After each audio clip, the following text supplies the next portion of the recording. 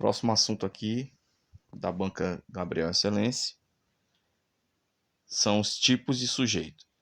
Então vamos para cá, tem duas questões. Vou pegar aqui uma tabelazinha aqui, dar os exemplos de tipos de sujeito. Vamos lá. Então nós temos aqui os tipos de sujeito. Sujeito simples, quando eu pergunto para o verbo, eu tenho uma resposta de quem é esse sujeito e tem apenas um núcleo. Esse núcleo, né, é um substantivo. Exemplo aí, a linda mulher chegou cedo. Pergunto para o verbo, quem chegou cedo? A linda mulher. A palavra mais importante é o núcleo. Então, mais importante aí do sujeito é o substantivo. No caso, mulher. Como só tem um núcleo, sujeito simples. Sujeito composto, quando tem dois ou mais núcleos. Exemplo, o menino e a menina chegaram. Quem chegaram? O menino e a menina. Quais são os núcleos? Substantivo, a palavra mais importante, menino e menino. Então, tem dois núcleos, sujeito composto. Sujeito indeterminado, geralmente sujeito indeterminado, quando a gente lê o sujeito, a gente não consegue saber, nem pelo verbo aí, nem pelo contexto, dá para saber quem é esse sujeito. Geralmente vem aí na terceira pessoa do plural, né? Eles ou elas. Ok? Exemplo aí.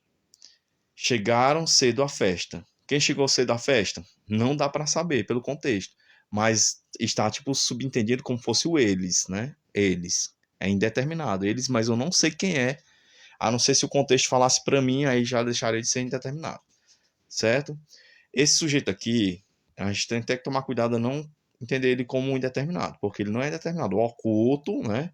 O implícito, e eu gosto desse termo, desinicial, porque lembra pela desinência do verbo. Então, pela desinência, né, que é a parte final ali do verbo, desinência modo temporal, desinência de plural, né, vai dar para identificar o sujeito fácil, né, que está entendido, subentendido eu, tu, ele, nós e vós, certo?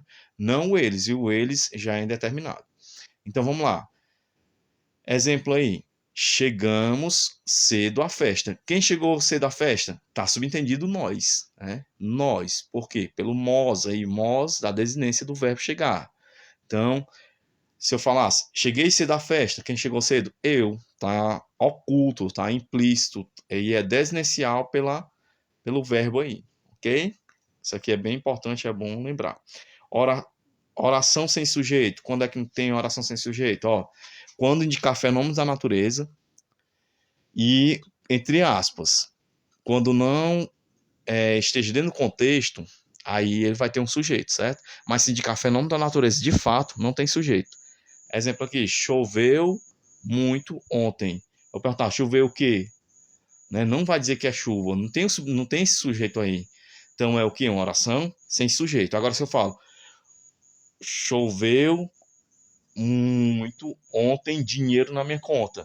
O que choveu? Dinheiro. Então, o substantivo é sujeito. O sujeito é o substantivo dinheiro, mas né, está descontextualizado o verbo chover aí. Tá bom? Agora, se falar fenômeno da natureza, oração sem sujeito.